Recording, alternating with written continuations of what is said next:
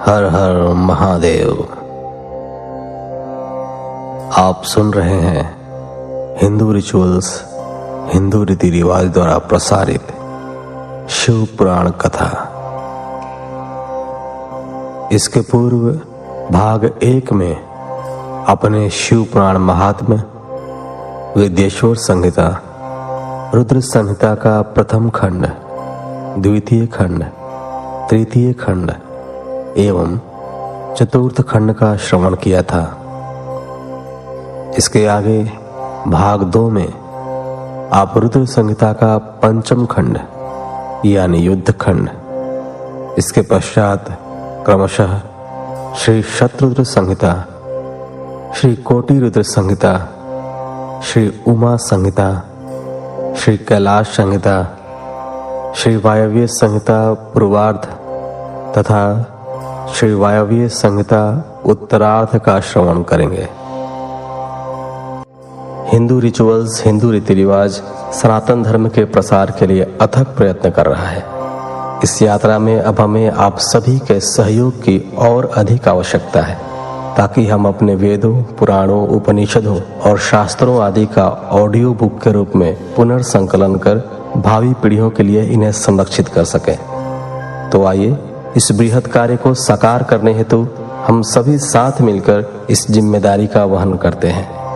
इस शुभ कार्य हेतु आपसे न्यूनतम अंशदान प्रति व्यक्ति की अपेक्षा है। आप अपने सामर्थ्य अनुसार कोई भी राशि डिस्क्रिप्शन बॉक्स में दिए गए पेमेंट आईडी के द्वारा हम तक पहुंचा सकते हैं। तो चलिए कथा आरंभ करते हैं युद्ध खंड के प्रथम अध्याय से।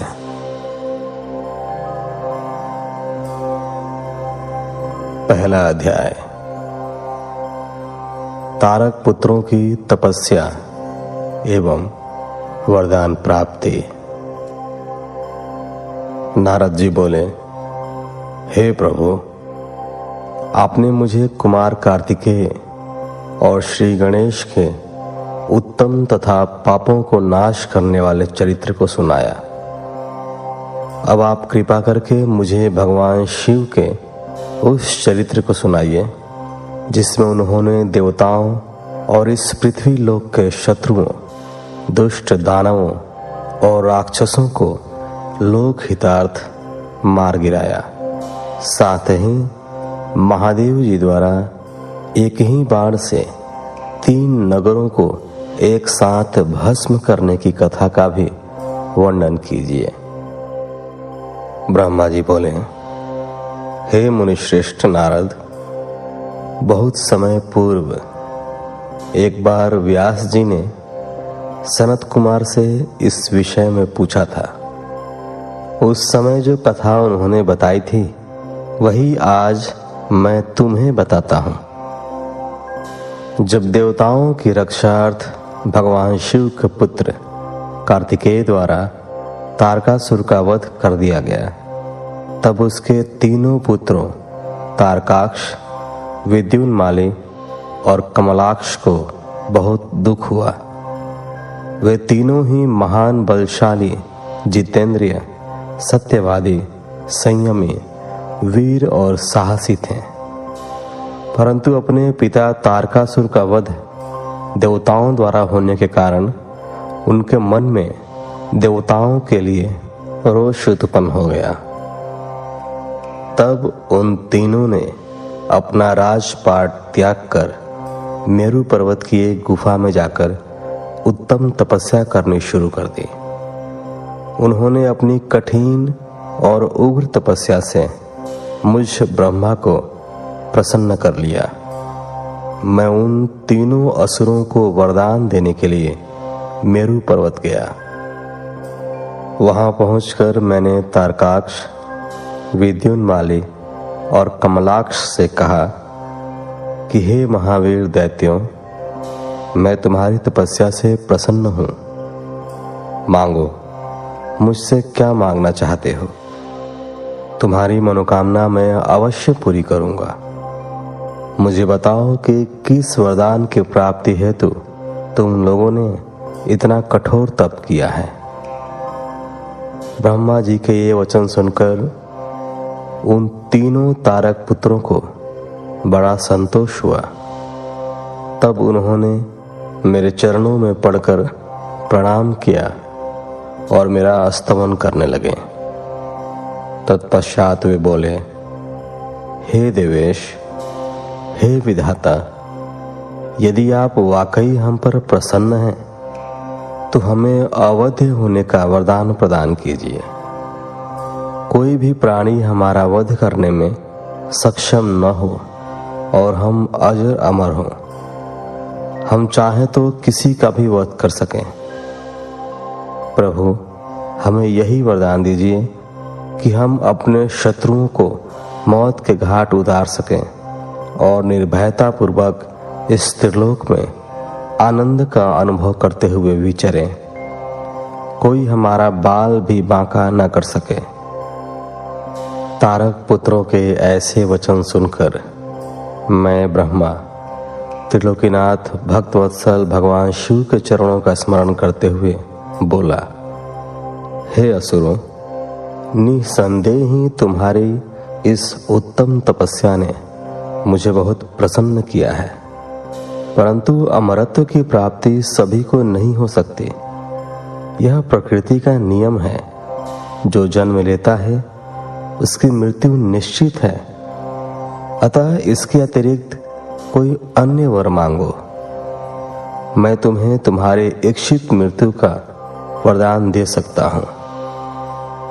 तुम जिस प्रकार अपनी मृत्यु चाहोगे उसी प्रकार तुम्हारी मृत्यु होगी। मेरे इस प्रकार के वचन सुनकर तीनों तारक पुत्र कुछ देर के लिए सोच में डूब गए। तत्पश्चात वे बोले, भगवान, यद्यपि हम तीनों ही महान बलशाली हैं, फिर भी हमारे पास रहने का कोई ऐसा स्थान नहीं है जो पूर्णतया सुरक्षित हो और जिसमें शत्रु प्रवेश न कर सके। प्रभु, आप हम तीनों भाइयों के लिए 3 ऐसे नगरों का निर्माण करें जो पूर्णतया सुरक्षित हो। ये तीनों अद्भुत नगर संपूर्ण धन संपत्ति और वैभव से शोभित हो तथा अस्त्र शस्त्रों की सभी सामग्रियां भी वहां उपस्थित हों और उसे कोई भी नष्ट न कर सके।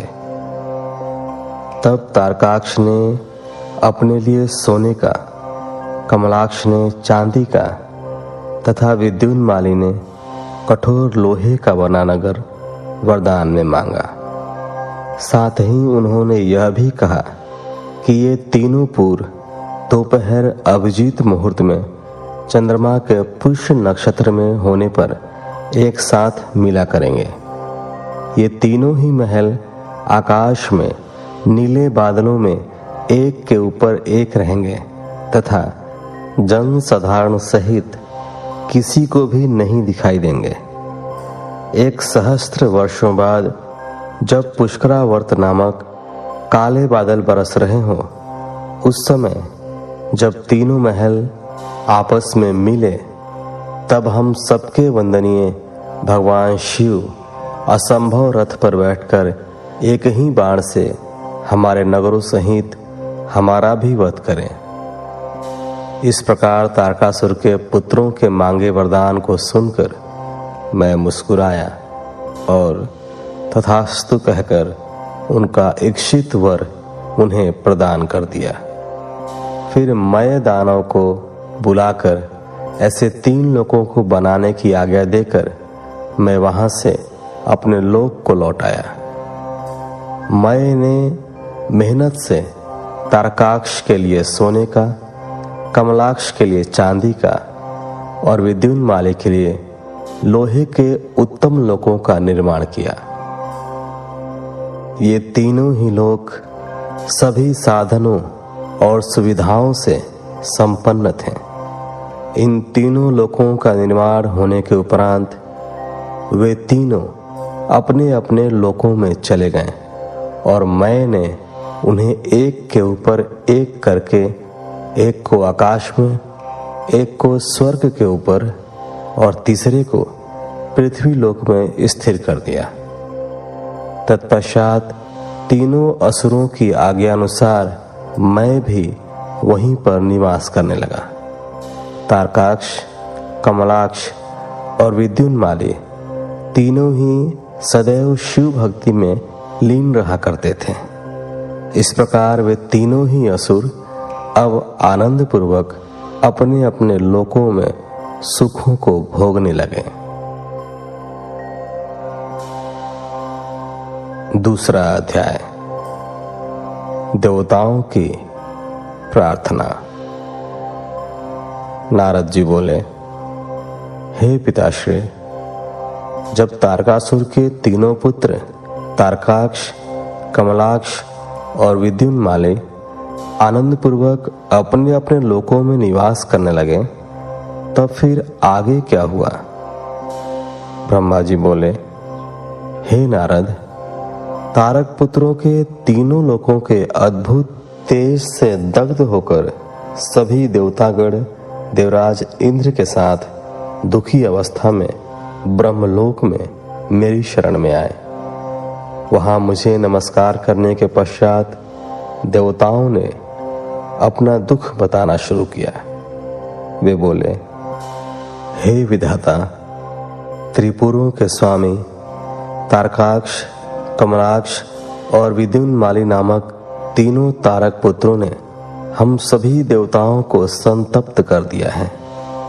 भगवान, अपनी रक्षा के लिए हम सभी आपकी शरण में आए हैं।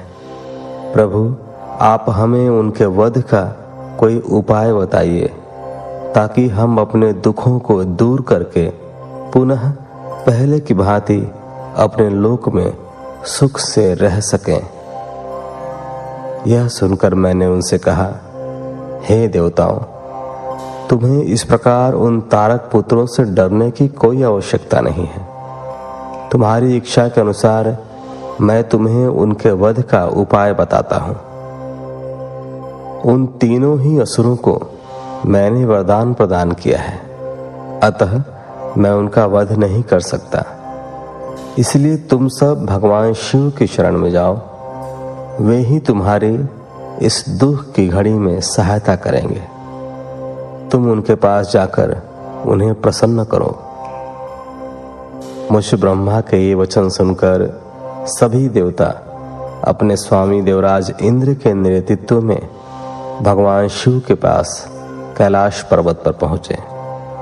वहां सबने भक्ति भाव से भगवान शिव को प्रणाम किया और उनकी स्तुति करने लगे।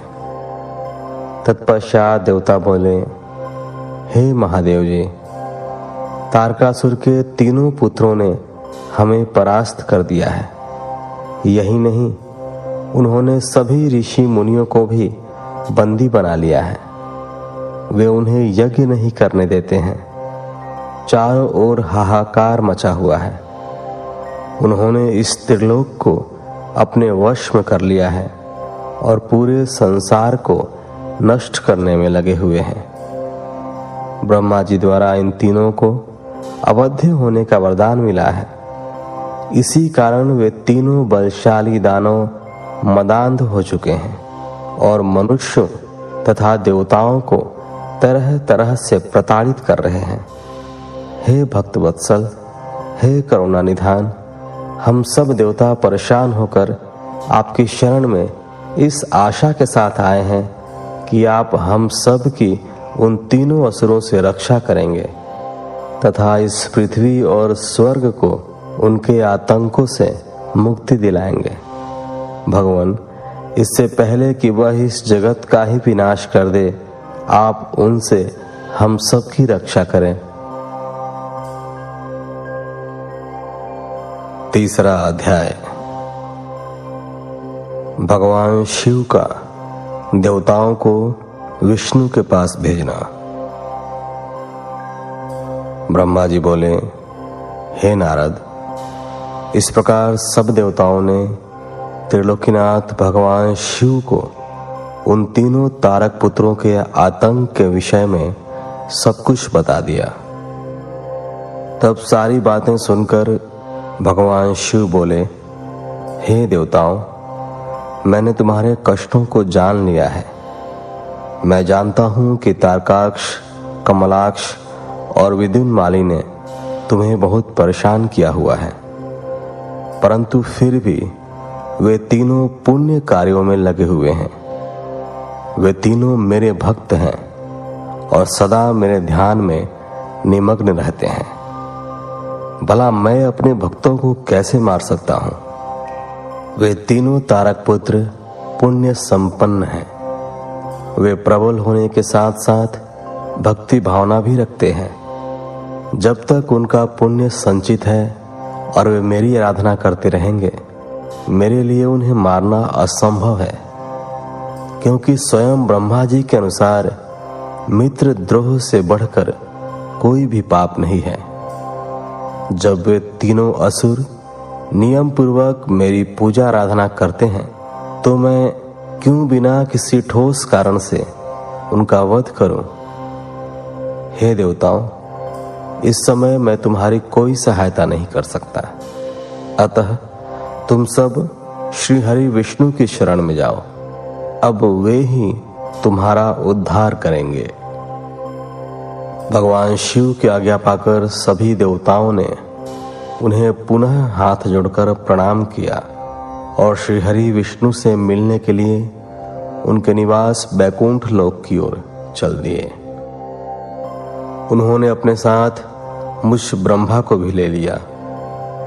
बैकुंठ लोक पहुंचकर सब देवताओं ने भक्तिपूर्वक श्री हरि को प्रणाम किया और उन्हें भगवान शिव द्वारा कही गई सब बातों से अवगत कराया। देवताओं की बातें सुनकर भगवान विष्णु बोले, हे देवताओं, यह बात सत्य है कि जहां सनातन धर्म और भक्ति भावना हो, वहां ऐसा करना उचित नहीं होता। तब देवता पूछने लगे कि प्रभु, हम क्या करें? हमारा दुख कैसे दूर होगा? प्रभु, आप शीघ्र ही उन तारक पुत्रों के वध का कोई उपाय कीजिए, अन्यथा हम सभी देवता अकाल की मृत्यु का ग्रास बन जाएंगे। भगवान, आप ऐसा उपाय कीजिए जिससे वे तीनों असुर सनातन धर्म से विमुख होकर अनाचार का रास्ता अपना लें, उनके वैदिक धर्म का नाश हो जाए और वे अपने इंद्रियों के वश में हो जाए, वे दुराचारी हो जाएं तथा उनके सभी शुभ आचरण समाप्त हो जाएं। तब देवताओं की इस प्रार्थना को सुनकर भगवान श्री हरि विष्णु एक पल को सोच में डूब गए। तत्पश्चात बोले, तारक पुत्र तो स्वयं भगवान शिव के भक्त हैं, परंतु फिर भी जब तुम सब मेरी शरण में आए हो, तो मैं तुम्हें निराश नहीं करूंगा, तुम्हारी सहायता अवश्य ही करूंगा। तब श्री हरि विष्णु ने मन ही मन यज्ञों का स्मरण किया। उनका स्मरण होते ही यज्ञगण तुरंत वहां उपस्थित हो गए। वहां श्री हरि को नमस्कार करके उन्होंने पूछा कि प्रभु, आपने हमें यहां क्यों बुलाया है? तब श्री हरि मुस्कुराए और बोले कि हमें तुम्हारी सहायता की आवश्यकता है, इसलिए हमने तुम्हारा स्मरण किया है। तब वे देवराज इंद्र से बोले कि हे देवराज, आप त्रिलोक की विभूति के लिए यज्ञ करें। यज्ञ के द्वारा ही तारक पुत्रों के तीनों पुरों का विनाश संभव है। भगवान श्री हरि विष्णु के ये वचन सुनकर सभी देवताओं ने आदरपूर्वक विष्णु जी का धन्यवाद किया और उन्हें प्रणाम करने के पश्चात यज्ञ के ईश्वर की स्तुति करने लगे। तत्पश्चात उन्होंने बहुत विशाल यज्ञ का आयोजन किया। सविधि उन्होंने उत्तम यज्ञ भक्ति भावना से आरंभ किया। यज्ञ अग्नि प्रज्वलित हुई। यज्ञ पूर्ण होने पर उस यज्ञ कुंड से शूल शक्तिधारी विशालकाय हजारों भूतों का समुदाय निकल पड़ा। तत्पश्चात अनेक रूपों से युक्त नाना वेशधारी कालाग्नि रुद्र के समान तथा काल सूर्य के समान प्रकट हुए उन भूतों ने भगवान विष्णु को नमस्कार किया। उन भूत गणों को आज्ञा देते हुए विष्णु जी बोले, हे भूतगणों, देव कार्य को पूरा करने के लिए तुम जाकर त्रिपुरों को नष्ट करो।